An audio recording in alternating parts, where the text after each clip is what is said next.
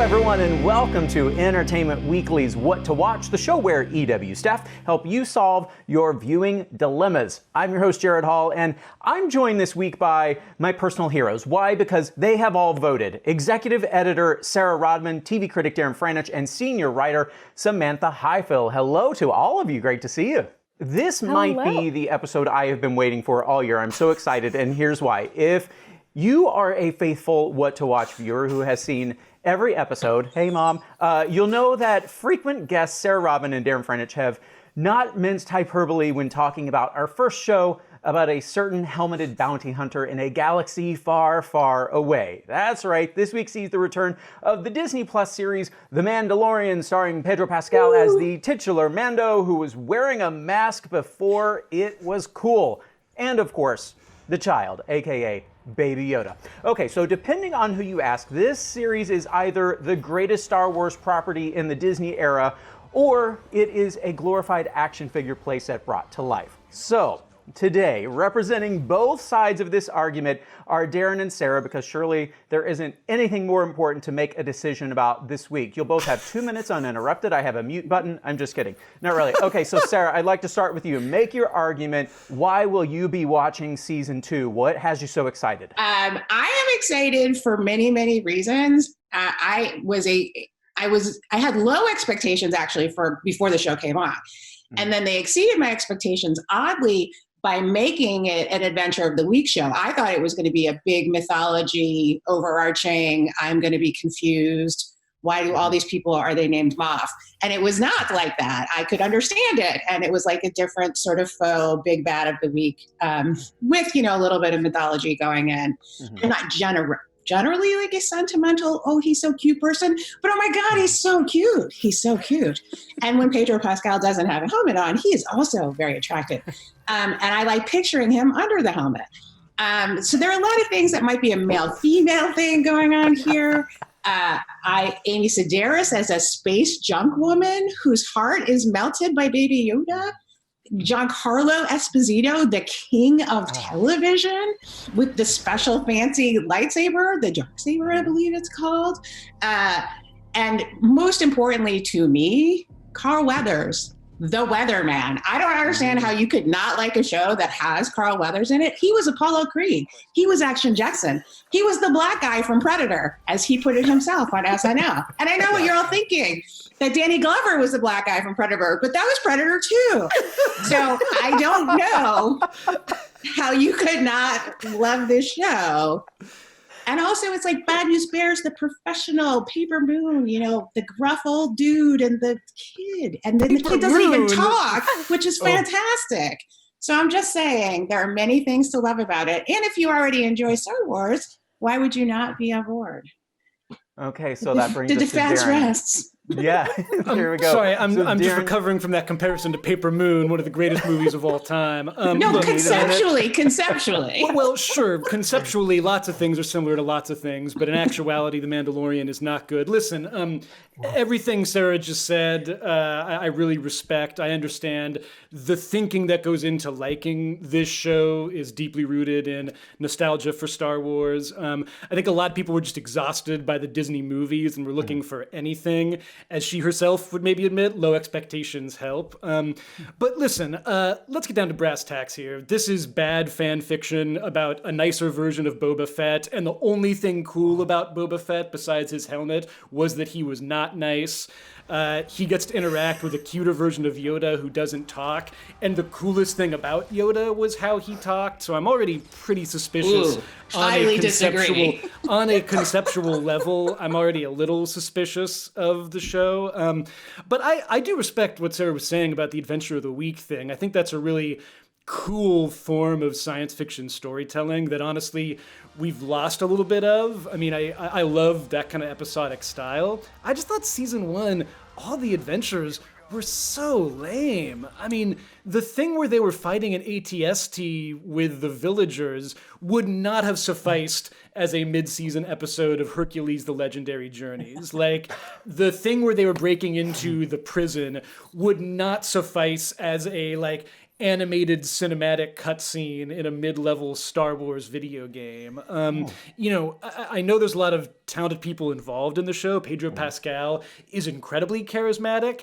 I don't know why you cast him as a boring person in a helmet, but that is what the show has done. Maybe season 2 we'll see a little bit more. I think we only saw his face once in season 1. Twice, I think. I don't know, Giancarlo Esposito, was he on set for a day maybe? Like, I'm a little over the fumes of Gus Fring. I want a character there, and we didn't really get that in season 1. So that's where I'm coming from. I want something new from my Star Wars stuff, and this just seemed like a lot of the same old to me. And Does I that mean you'll be reluctantly...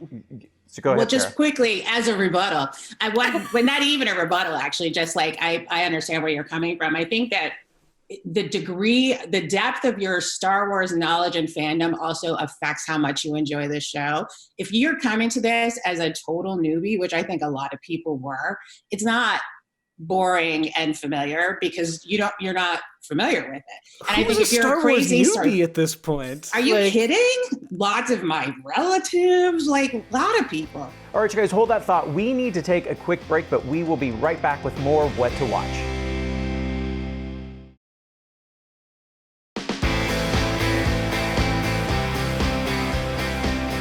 We do know that there are going to be some more characters this season. Disney kind of refused to confirm some of those, but we know Rosario Dawson, Ashoka Tano, that character was in Star Wars The Clone Wars and some others. Do you think it's a mistake, though, to make the show more dependent on the mythology? I mean, I think it depends on where you're coming from, right? If we're talking about the difference between people who are sort of all in and could be potentially disappointed that that character doesn't represent the thing that character is supposed to represent from the thing that she has been in previously. But if you're coming to it and you don't even know who that character is, then it's just about, is it a good character or not? So like, it depends on like sort of the level of buy-in that you have. But Darren, now I want on The Mandalorian for somebody like in one of those like funky cantinas to be sitting in a corner reading like the Galaxy Far, Far Away version of like Us Weekly, and it has like a picture of the Mandalorian, and it's like, what's under the helmet?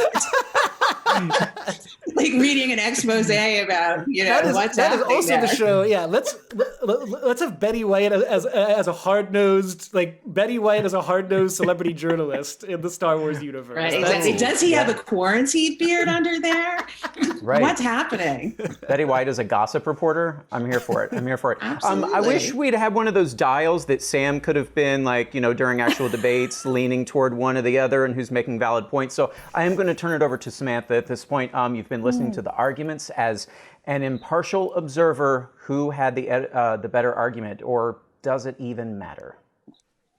I don't want to be like, nothing that you just said matters. No, but I mean like in terms of like, does it matter because people are going to watch anyway? I will say this brought me so much joy, and my ruling on this is going to come entirely from my own Star Wars knowledge, which I have seen the original movies. I have not seen them since I saw them when I was like 8. I haven't seen a Star Wars thing in a few years, and the Baby Yoda memes are like my life. So I'm going to say Sarah just because I feel like that's more where I come from. And I didn't understand like 10% of the words Darren said. Because Sam likes fun. But Darren, I don't disagree with you that like the storytelling absolutely could have been better. But I think when we have Better Call Saul and we have like The Good Wife, like when we have so much good TV with good storytelling, if I just want to like watch Carl Weathers shoot stuff, I don't want to have to feel bad for that. There's no one has to feel bad about anything that they like. I have the Below Deck reunion sitting in my DVR tonight, waiting for me, like the veritable the veritable light at the end of the tunnel that is Tuesday. But for me, if the pitch on this show is you're watching a video game somebody else is playing, not my intrigue level, but I think everything Sarah said was justified. And Sam, I understand your decision. I can certainly respect that. Thank you. Well, you guys, this was a wonderfully respectful debate. I appreciate everyone so much and all of your opinions. We have got to take a quick break, but thank you for the first debate I've been able to experience without hating myself all year. When we return, there's a lot in store. Superstore. We'll be right back.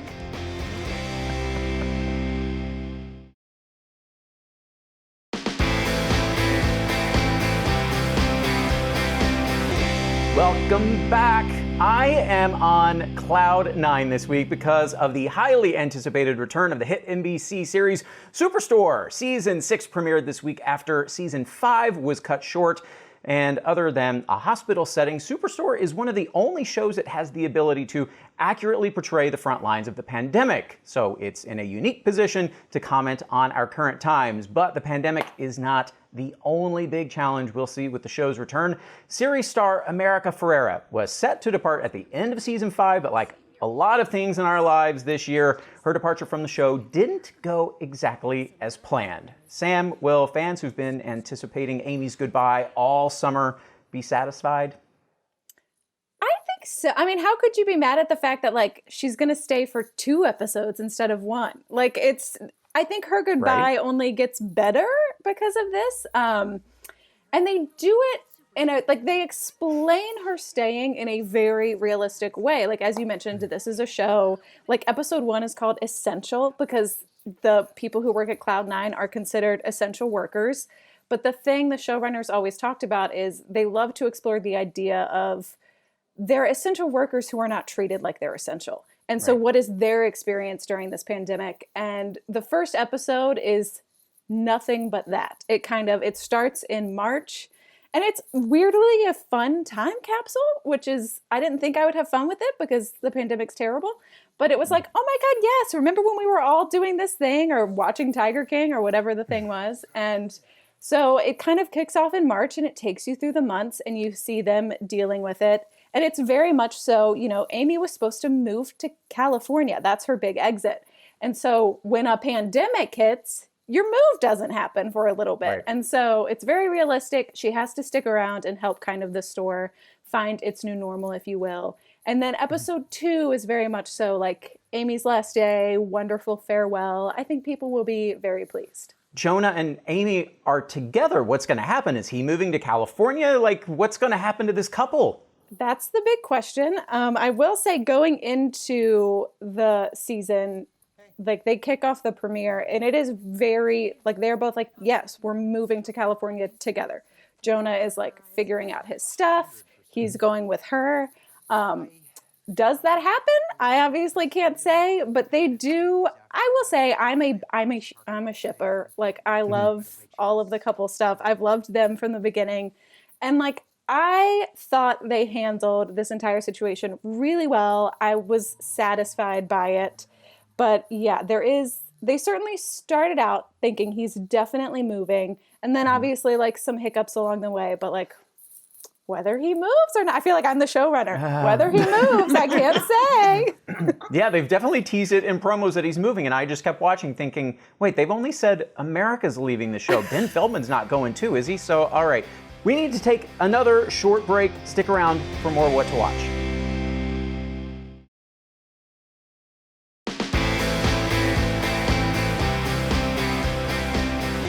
Well, obviously shows like with Superstore returning, television is, as we are seeing, firmly ensconced in the pandemic era. Can't hug people.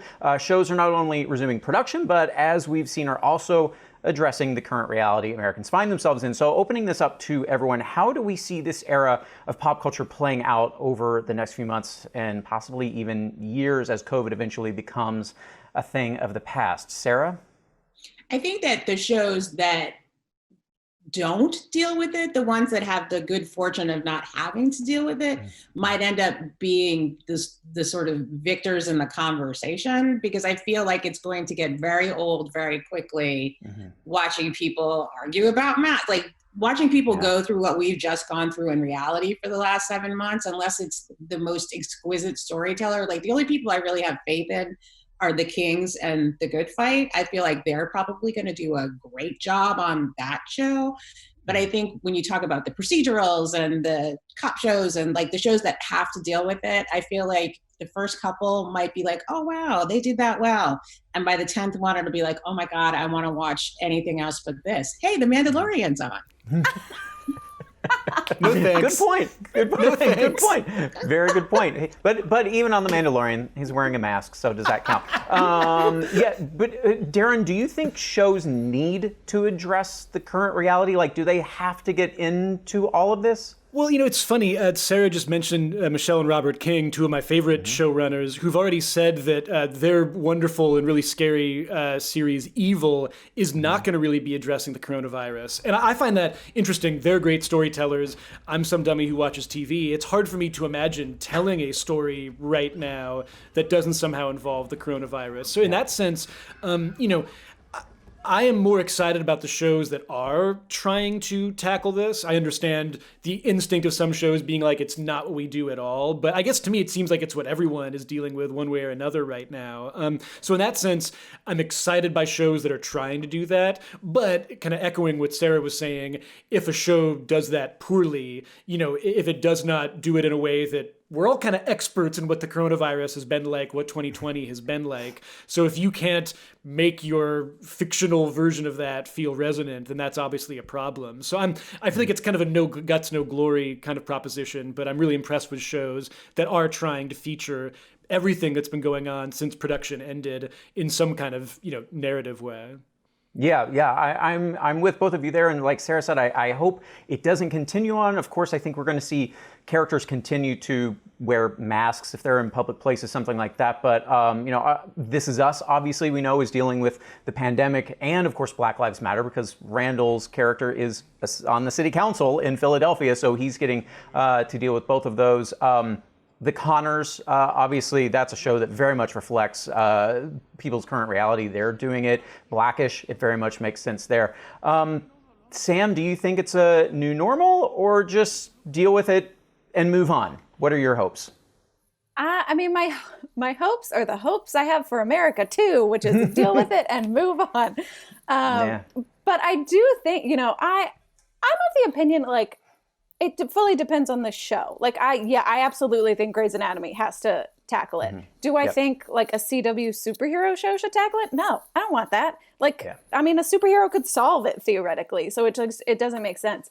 I think the question, and this kind of goes to what Sarah was saying, is once you start that story, how do you end it? Because theoretically, they're all to keep it interesting, they're all gonna have to end that story before the pandemic has ended. Right. And so how do you kind of get out of it and say we no longer want to be current when the world is still in this state? And I think that's where people are going to run into issues, and maybe it will result in some hilarious like Friday Night Lights-esque, like characters just leave the show. Where's Waverly? Storylines just end. It'll be great. I love it. We've obviously also seen that some shows that we thought were going to be coming back now aren't. They were unrenewed. I suppose, I even hate saying this, it makes sense for a show like Glow. They're wrestling, they're very close to each other, but you'd kind of hope maybe they can just put it on hold and wait until they could go back into production. But this has happened to a few shows, right, Sarah? Like, what other disappointments are we talking about? It's happened to a bunch of shows. I mean, the one that always showed Justice for Glow, because they had actually already shot some stuff and they had all the scripts, so that seems very disappointing that they couldn't figure out a way to wait, but then it becomes a scheduling issue with all of these people, right? Should we animate those episodes? No. Maybe. I don't know. Some other shows have gotten animated. Yeah. Yes. There are some You want to see animated Glow? Yeah, I want to see any Glow, quite frankly. Yeah. I would watch like stick figure paper mache Glow. But I think the show that always keeps coming back to me is Drunk History, because it has been renewed for multiple seasons and then was unrenewed. And the depressing trend that we're seeing in some of these unrenewals is that they are shows run by women, starring women, and it's disappointing that for whether that's coincidental or I don't want to say it's on purpose, but it is on there's purpose. A reason for that it's really disappointing that like we are finally making some inroads as women and people of color, and those are the first shows that they're canceling. or Yeah, unrenewing. Stumptown, right? Stumptown's another one of those. Darren, you think it's on purpose? I mean, what Sarah is saying is so spot on. Nothing about the explanation of Glow's cancellation makes any sense to me. Netflix can say whatever they want to say about how they're wrestling, and that is somehow more dangerous than a lot of the shows Netflix is currently filming. Netflix, which also just greenlit the terrible Assassin's Creed video game into a TV series. Like, come on. Justice for Glow all the way. But yeah, what Sarah is saying, I think, is a pretty real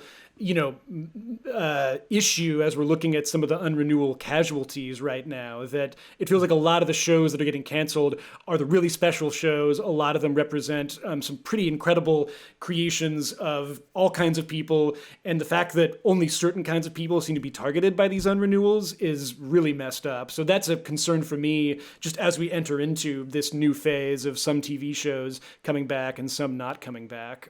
Because Glow Season 4, as Sarah said, already in production, it feels like there was something that could have been done there. So canceling it under the cover of coronavirus is something that is definitely going to haunt me and Netflix for many years to come. Yeah, and you mentioned, Assassin's Creed getting greenlit, some other shows also. HBO Max issuing giving the green light to a Green Lantern series, Disney Plus for Willow, Amazon for I Know What You Did Last Summer. So while some are getting unrenewed or canceled, we do know that more things are on the horizon. Is it promising to see that shows are getting greenlit? I don't know. My reaction to almost every show being greenlit is, this really going to happen? I mean, I think that I am so deep in the abyss of this is never going to end.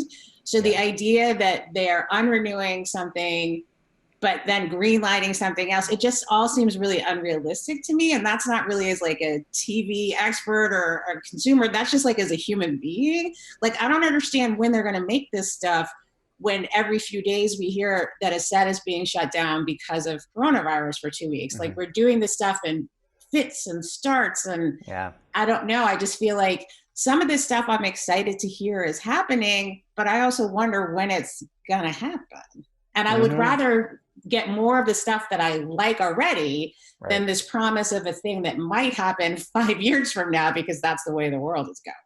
Well, Darren, Sarah, and Sam, this has been a fantastic conversation. I want to thank all of you for joining me, and I thank all of you at home for watching. We'll see you next week on What to Watch. Go vote!